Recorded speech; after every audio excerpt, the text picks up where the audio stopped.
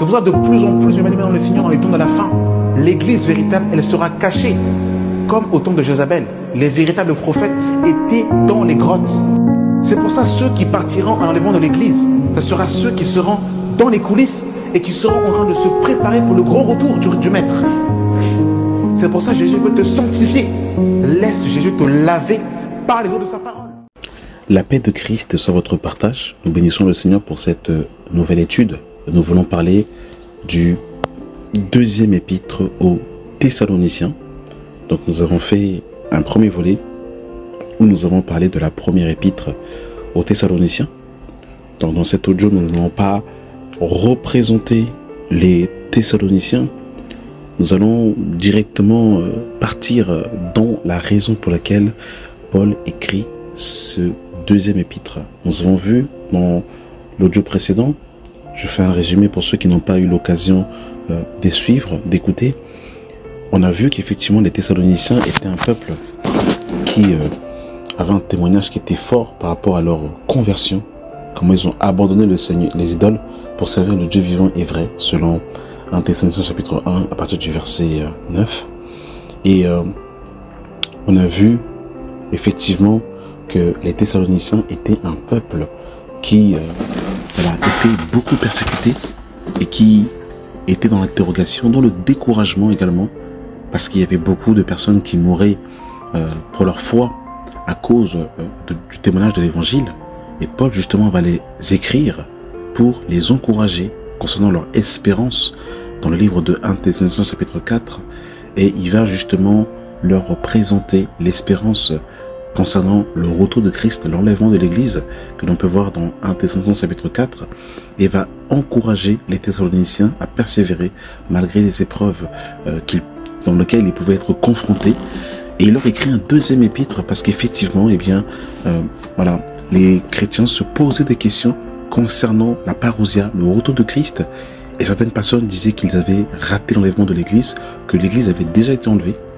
Et Paul justement va leur écrire pour justement les encourager. Il va leur donner quelques indications, quelques signes majeurs qui désignent justement le retour physique de Christ. En disant que Christ ne pouvait pas venir tant que certains événements prophétiques ne s'étaient pas réalisés. Alors, la raison de l'écriture de cet épître.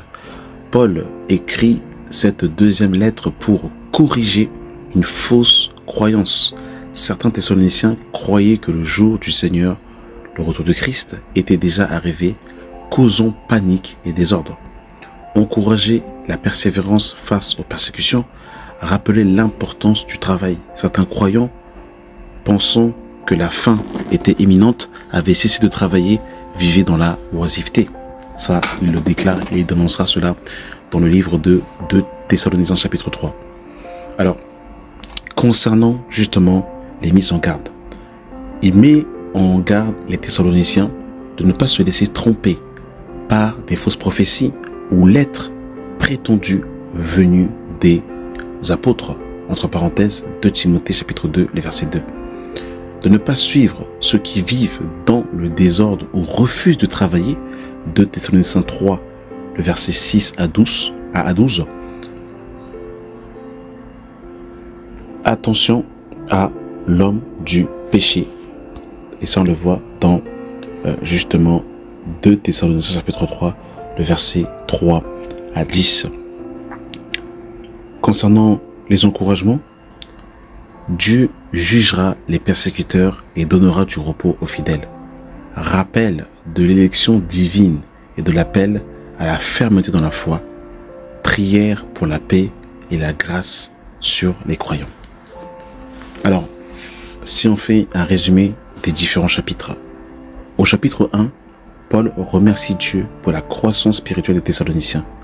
Il les encourage dans leur souffrance et rappelle que Dieu rendra justice à ceux qui les persécutent lors du retour de Christ.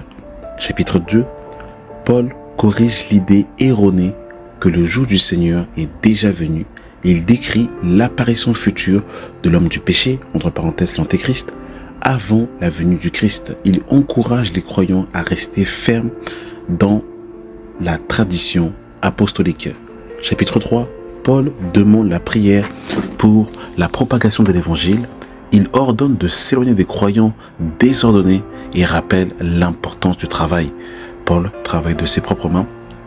Il le dira justement dans 1 Thessaloniciens chapitre 2, dans également Actes chapitre 18, on voit que Paul était faiseur de tente et également, bien dans le Seigneur, dans les passages qu'on vient de citer où Paul justement montre qu'il y a plus de bonheur à donner qu'à recevoir, et ça il en parlera dans le livre de Actes chapitre 20. Alors, le résumé justement de cette deuxième épître, 2 Thessaloniciens est une lettre apostolique visant à rétablir une justice compréhensive de la fin des temps, à renforcer la foi des croyants sous pression et à corriger les abus pratiques dans l'Église. Paul rappelle que le retour du Christ n'est pas encore arrivé et qu'il doit être précédé de certains signes et exhorte les chrétiens à vivre de manière responsable, persévérant et discipliné. Voilà, il va dans le Seigneur un peu le contexte du deuxième épître aux Thessaloniciens. C'est vraiment un épître que j'affectionne particulièrement. Et on peut voir également ici, il va dans le Seigneur, le rappel de Paul aux Thessaloniciens par rapport justement à la parousia, au retour du Christ. Bien dans le Seigneur, on va lire ça. Et justement dans le livre de 2 Thessaloniciens chapitre 2, le verset 1, il est écrit: pour ce qui concerne l'avènement de notre Seigneur Jésus-Christ et notre réunion avec lui, nous vous prions, frères, de ne pas vous laisser facilement ébranler dans votre bon sens et de ne pas vous laisser troubler, soit par quelque inspiration, soit par quelques paroles ou par quelques lettres qu'on dirait venir de nous, comme si le jour du Seigneur était déjà là. Que personne ne vous séduise d'aucune manière, car il faut que l'apostasie soit arrivée auparavant et qu'on ait vu paraître l'homme du péché, le fils de la perdition, l'adversaire qui s'élève au-dessus de tout ce qu'on appelle Dieu ou de ce qu'on en adore, jusqu'à s'asseoir dans le temple de Dieu, se proclamant lui-même Dieu. Ne vous souvenez-vous pas que je vous disais ces choses lorsque j'étais encore avec vous, et maintenant vous savez ce qui le retient, afin qu'il paraisse en son temps, car le mystère de l'iniquité agit déjà. Il faut seulement que celui qui le retient encore ait disparu, alors paraîtra l'impie que le Seigneur Jésus détruira par le souffle de sa bouche et qu'il anéantira par l'éclat de son avènement. Alors, il faut savoir que le retour du Christ a toujours été contesté. On voit également que l'apôtre Pierre va écrire 2 épîtres, et dans la deuxième lettre de Pierre, justement, au chapitre 3, il doit recadrer les moqueurs en disant que nous sommes dans un temps de raillerie où justement les gens se moqueraient du retour de Christ. Et nous sommes dans ce temps-là, effectivement, aujourd'hui, où beaucoup d'assemblées n'annoncent même pas le retour de Christ. Il faut savoir que l'espérance chrétienne nous parle et est basée sur le retour du Messie, la parousia, qui nous ramène justement à vivre justement dans une certaine vie, dans une certaine moralité, afin justement de se détourner, bien aimé dans le Seigneur, de toutes mœurs néfastes qui sont contraires à l'évangile et de marcher solidement dans l'instruction que les apôtres nous ont communiquée par le Saint-Esprit, de marcher en nouveauté de vie et de fuir tout ce qui est convoitise de l'amour du siècle présent. Et nous sommes dans ce temps-là, mes bien-aimés dans le Seigneur, effectivement, où l'apostasie est, nous sommes en plein dedans, mes bien-aimés dans le Seigneur. Au temps des apôtres, déjà, il y avait plusieurs fausses doctrines qui nageaient déjà au temps des apôtres, et les apôtres se sont démêlés pour combattre le bon combat de la foi, pour exhorter les bien-aimés dans le Seigneur à garder justement la très sainte foi. Et aujourd'hui, nous voyons que beaucoup de soi-disant églises qui s'appellent églises de réveil, églises réformées, sont complètement dans l'apostasie parce qu'ils ont tout simplement abandonné le premier amour, ils ont abandonné la foi, ils ont abandonné le véritable message, la saine doctrine. Et nous sommes dans ces temps-là, bien aimés dans le Seigneur, aujourd'hui, où la saine doctrine, l'évangile pur a totalement disparu, mes bien aimés dans le Seigneur. Et l'apôtre Paul va parler aussi justement de voir l'antéchrist. Nous savons que quand on parle de l'antéchrist, on parle d'une personne, mais on parle également d'un système. Parce que quand on lit le livre de Daniel chapitre 2 et Daniel chapitre 7, où Nebuchadnezzar va faire un songe, effectivement, où Daniel va voir justement 4 animaux, et ces 4 animaux qui représentaient 4 empires, le quatrième animal qui représentait Rome.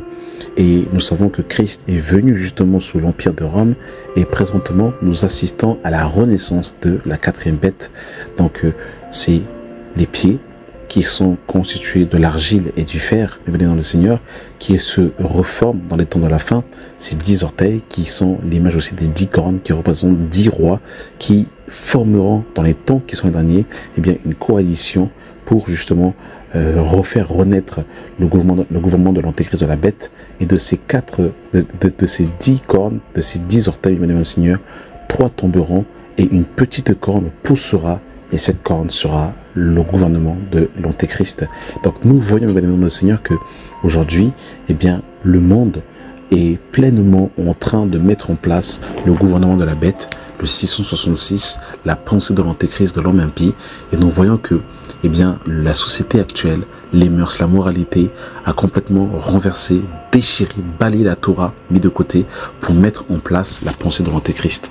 Donc voir l'Antéchrist, c'est voir l'homme effectivement, mais c'est également voir son système être mis en place. Et plus nous avançons et plus nous voyons que son système, sa pensée, est mise en place, son trône est présenté devant nous. Et nous savons aussi que un 3e temple sera rebâti à Jérusalem et qu'il y a des projets de reconstruction. Au moment où je tourne cette audio, bien évidemment, le temple n'est pas encore reconstruit. Mais Paul, dans ce même chapitre, dans 2 Thessaloniciens chapitre 2, nous dira que l'Antéchrist s'assiera dans le temple. Et le temple dont il est question, c'est un temple qui n'est pas encore présent au moment où je suis en train de tourner cette audio, mais qui sera bel et bien reconstruit. Et l'Antéchrist fera sa manifestation à cet endroit. Amen. Merci d'avoir pris le temps d'écouter cet audio et que la grâce et la paix soient avec vous au nom de notre Seigneur Jésus-Christ. Amen.